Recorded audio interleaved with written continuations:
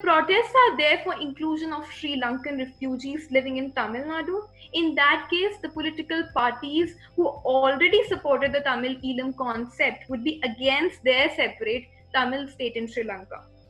The protesters claim CAA to have excluded Ahmadiyya Muslims in Pakistan and Rohingyas of Myanmar, while they are inconsiderate to the fact that Ahmadiyya Muslims in Pakistan belong to an intra-religious sect and India is not meant to deal with internal matters of Pakistan, while the Rohingyas are a direct threat to national security till an extent that even an Islamic country like Saudi Arabia has deported Rohingya migrants, but under conventional procedures.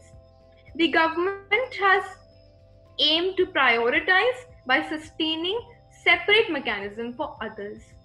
And today, all citizens, including approximately 175 million Muslims, enjoy the same rights. And I would like to emphasize on the fact that CAA neither aims to take away nor to confer any special rights to anyone. So, challenge is an obstacle that carries within it an opportunity for progress. Yes, today we all are facing a huge crisis, but we Homo sapiens, the most intelligent species of the world, have this unique capability to transform adversity into an opportunity. आज घने बादलों ने हमें घेरा है, पर याद रखना अंधेरे के बाद ही सवेरा है।